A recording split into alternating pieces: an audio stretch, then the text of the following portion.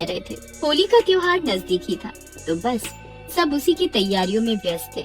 उसी गांव में एक परिवार रहता था जिसमें किशन, उसकी पत्नी लता और उनकी बेटी आरती भी रहते थे। किशन की एक छोटी सी किराने की दुकान थी, पर क्योंकि होली आने वाली थी तो उसने अपनी दुकान के आगे गुलाल, रंग, पिचकारी और सारा होली का सामान रखा हुआ था।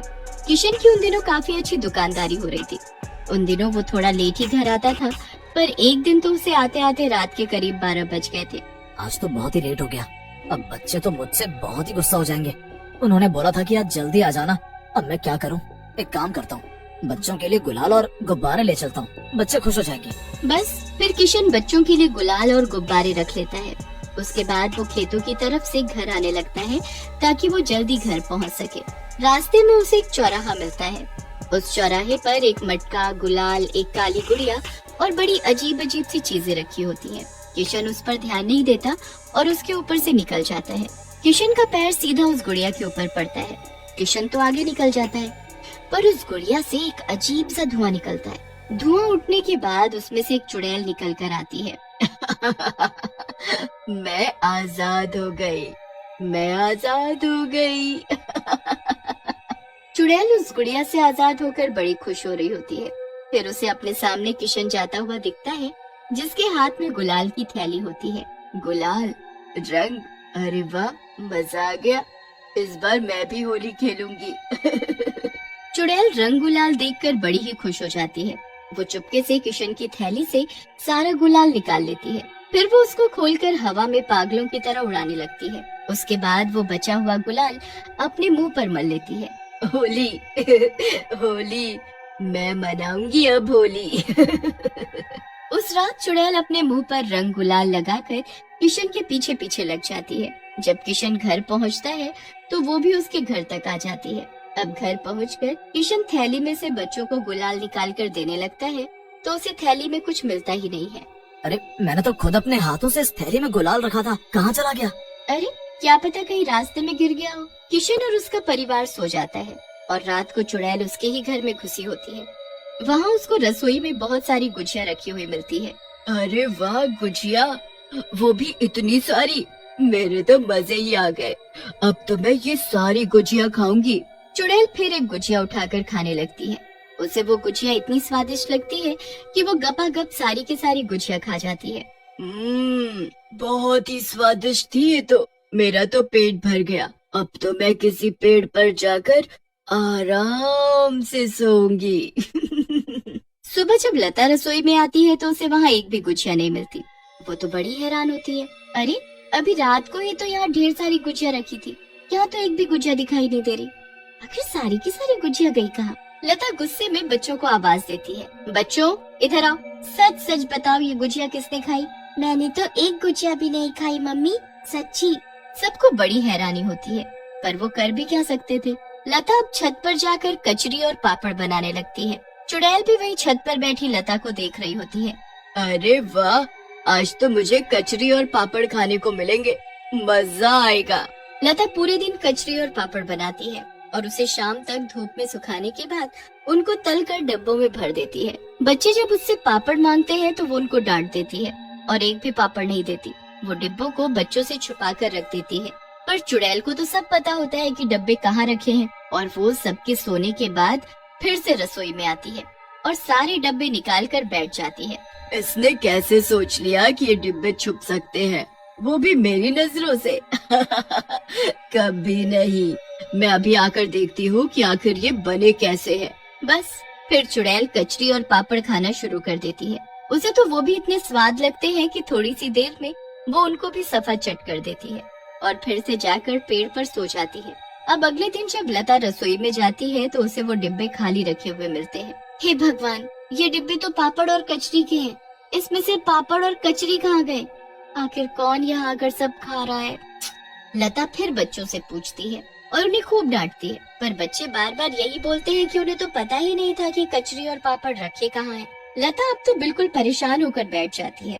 रात को चुड़ैल रसोई में रखी चीजें खा जाती और पूरा दिन वो किशन के साथ बाहर घूमती या दुकान पर रहकर वहाँ काम करती रहती। कितनी बार लोग किशन को देखते कि किशन अपने मुंह पर रंग लगाकर क्यों बैठा है, पर दरअसल वो चुड़ैल होती है जो उसके शरीर में दिन के वक्त कब्जा करके रखती है। उसे खाने पीने और होली का बड़ा ही शौक होता है। अब एक दिन किशन अपने भैया भाभी के घर होली देने जाता है। अब फिर से चुड़ैल उसके पीछे पीछे लग जाती है और उसके भाई के घर तक भी पहुंच जाती है। किशन जैसे ही वहां पहुंचता है तो उसकी भाभी उसके लिए खूब सारा खाने का सामान टेबल पर रख देती है।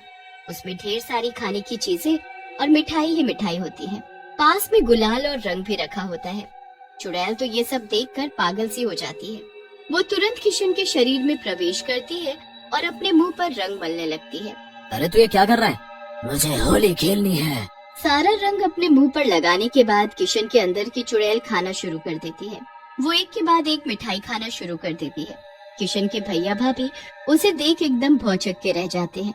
अरे भैया, आप आराम से खाओ ना, जल्दी क्या है? अजी, मुझे कुछ गड़बड़ लग रही है। भैया कितनी अजीब आवाज में बोल रहे हैं। पहले जब आए थे तो ठीक थे। किशन सारा कुछ खाकर खत्म कर देता है और बिना कुछ बोले वहाँ से चल देता है। उसके भैया भाभी भी डर के मारे कुछ नहीं बोलते। ये बात हमें लता को बतानी होगी। किशन का बड़ा भाई उसके पीछे पीछे जाता है। पूरे रास्ते वो उसके ऊपर नजर रखता है। किशन रास्ते में रुककर कुछ लोगों को देखने लगता है जो होली खेल रहे होते हैं और फिर उनके साथ पागलों की तरह होली खेलने लगता है। किशन के भाई को कुछ समझ नहीं आता। वो जल्दी से उसके घर पहुंचता है और लता को सारी बात बताता है। भैया, वो यहाँ भी अजीब सा बर्ताव कर रहे हैं। बच्चों को खेलने नहीं देते और उनके गुब्बारे खुद मारने लगते हैं। सारा गुलाल और रंग खुद पर मलने लगते हैं। किशन पर किसी भूत चुड़ैल का वास है। हमें ऐसे कहीं दिखाना होगा जल्दी, वरना एक बार होली का दहन हो गया तो इससे पीछे छुड़ाना मुश्किल हो जाएगा। बस जैसे ही किशन घर आता है वो उससे पहले एक तांत्रिक को घर बुलाकर रखते हैं जो घर में सारी तैयारी करके रखता है। ये सब क्या है? ये किसने किया? कौन है तू?